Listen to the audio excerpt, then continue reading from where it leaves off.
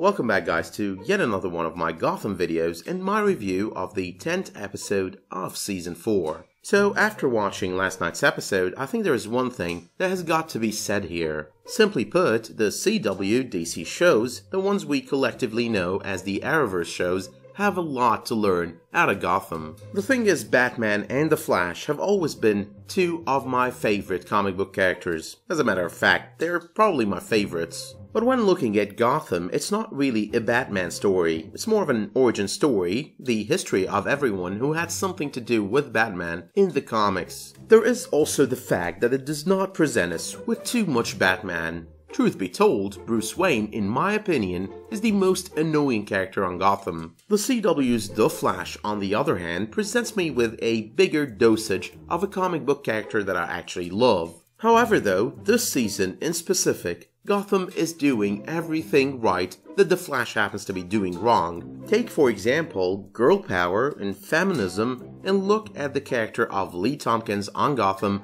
versus Iris West on The Flash, or Felicity Smoke on Arrow. You've got to see what I'm talking about here. I mean, the character of Lee is much more complex than both of them combined. And I'm not really blaming or hating on the two actresses on both Arrow and The Flash.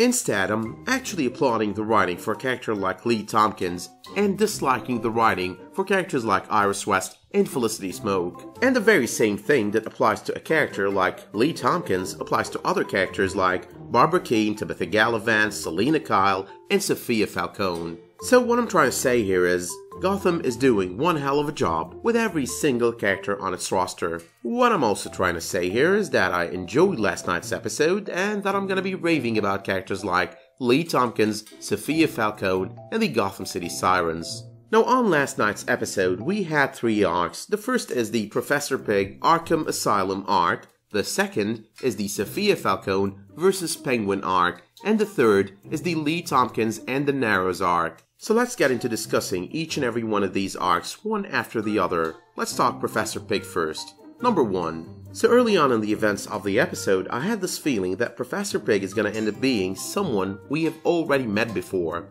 The entire mechanical face he has there, this is not his face, his fingerprints have been burned, led me to think for a moment there that he's someone we've met before and has changed his appearance. And this basically got me to sort of start surfing online, googling names of characters that we think are dead, but who might not have actually died or who might have had a chance of survival. And for a moment there, I was actually thinking Nathaniel Barnes. I was like, this is the only character who fits the profile. After all, Nathaniel Barnes was someone who wanted to bring justice to Gotham in a very sick, demented, and twisted manner. And there's as well the fact that he always shared a vision with Jim Gordon, that he always believed he was a good cop, which is something he shares with Professor Pig. However though, this entire sequence was nothing but a misdirection, leading up to our discovery that, number 2, Professor Pig's alter ego is Laszlo Valentine, which is pretty much his alter ego in the comics. Now while Laszlo's methods are pretty unorthodox and very inhumane since the moment we met him, he had one thing going for him. That happens to be the fact that he's doing the wrong thing for the right reasons. All he's been trying to do is to rid Gotham of Penguin and the cancer that he brings to Gotham, the corruption that he brings to the GCPD and its cops who are on his payroll.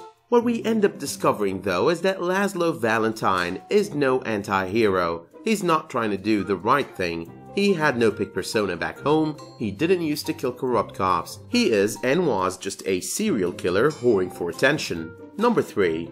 Now the entire thing with Professor Pig trying to escape Arkham Asylum is right out of the New 52. However though, that attempt was put to a halt and met with failure when Batman and Nightwing managed to stop him. By the end of the episode though, Laszlo Valentine has managed to escape Arkham Asylum, and next week's episode is gonna be one hell of a fall finale. Once again, I did say this on a previous video, but when Professor Pig was first introduced, I never thought he would be the villain of this first half of the season. He did make though one hell of an impression and one hell of a major villain. The performance of Michael Cerveris in the role, I'm not sure I'm pronouncing his last name correctly here, but the performance is quite amazing. Let it be known as well that based on the promo for next week's episode, the full finale is gonna be featuring Jerome Valeska. Moving to a different arc though, and number 4. Now Crystal Reed, she's doing one hell of a job on Gotham as Sofia Falcone. We all know she's bad news, and we all know that she's playing everyone, like it is pretty clear right there.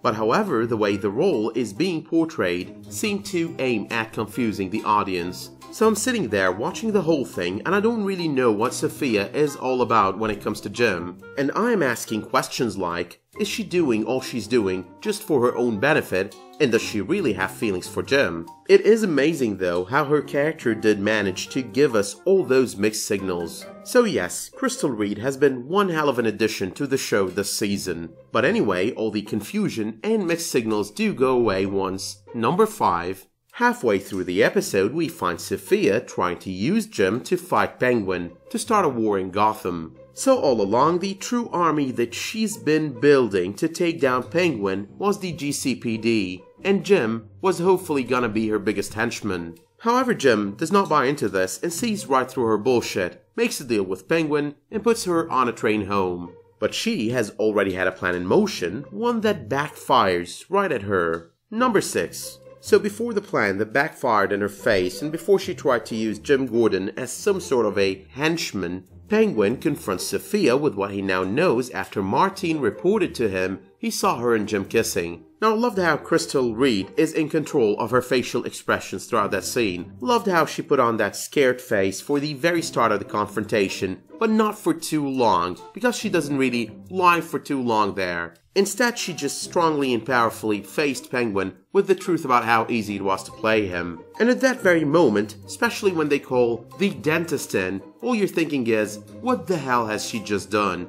But then, number 7, the dentist is in the house, about to torture Sophia, but she's already had her bases covered. She pretty much knows everything she needs to know about the guy, and she has him scared shitless in no time about the welfare and safety of his family. And right then and there, the man obliges to her command, killing one of Penguin's goons and freeing her. Number 8. Now I'm not gonna spend so much time discussing the abduction of Sofia Falcone by the Gotham City Sirens, but suffice to say, that scene was pretty solid. The fact as well that they've started working together is a pretty good one, because with the war coming to Gotham on next week's episode, it is pretty clear alliances had to be formed on this episode. Now I cannot believe that it took this much time and the Gotham City Sirens abducting Martine in order for someone to mention the kid's a little creepy. One other thing about Martine is he ended up telling Penguin that he lied to him about seeing Sophia and Jim kissing, yet he actually did see them kissing. So it is kind of pretty clear there that Martine was sort of in on it with Sophia from the very start. And except for the part that Sophia did not anticipate with the car rigged with explosives, I think every single bit of it was kind of staged, including the abduction of Martine, and Martine was in on all of it.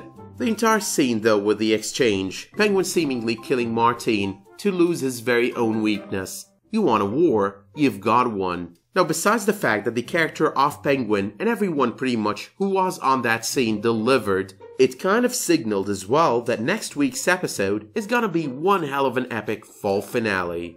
However though, speaking of the third and final arc on this episode, number 9. Now last time we saw Lee, she's been elected unanimously by the people of the Narrows as the leader of the Narrows. And the very first time we get to see her on the 10th episode, she started her very own legal system within the Narrows. And right there, she started seeming like she's her very own kind of vigilante. I started this court so we could work our disputes peacefully. Now Edward Nygma as well is becoming more interesting than ever on this episode. I mean, he's right there beside her, and he's kind of sympathetic. We're just watching him, and we all know that deep down he's still this bad guy. Yet he's clearly trying to help Lee, mostly because he wants something out of her, but you could also see he kind of admires her in a way. Number 10 though. One of the highlights of this episode was the Lee and Samson talk over turf. You could really look at that scene and you could see how much Lee has been developed over so many seasons.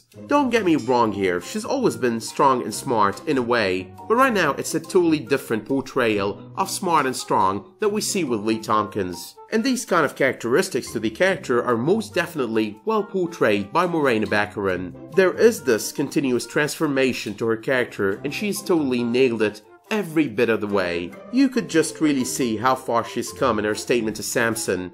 Alright, I'll be back in a few days to negotiate with whoever takes your place. after you've drowned in your own blood. But that was nothing but the start, cause post the trashing of her clinic, Lee makes an even bolder move. She just goes to Samson, poisons him, offers him the antidote in return for clearing out the Narrows before nightfall. You leave by the end of the day, and you live. But finally, number 11. Apparently nothing was really wrong with Ed's brain and for a while now.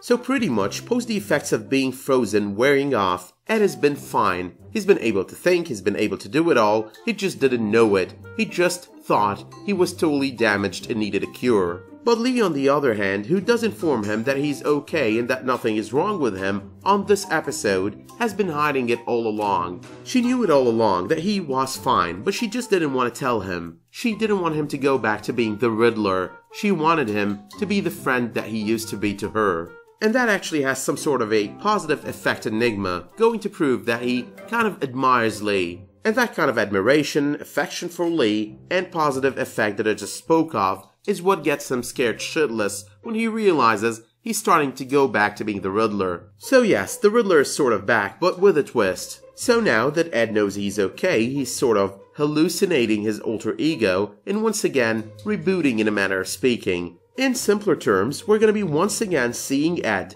trying to resist the rise of his alter ego. But with that being said though, my review of this episode is done. So do let me know in the comments what you thought of this episode and how you think the full finale is going to unfold. Let me know as well if you liked this video by dropping it a much appreciated like. And remember, it is also much appreciated if you subscribe and enable notifications for my future videos. But until I see you next time, thank you all for watching and have a good one.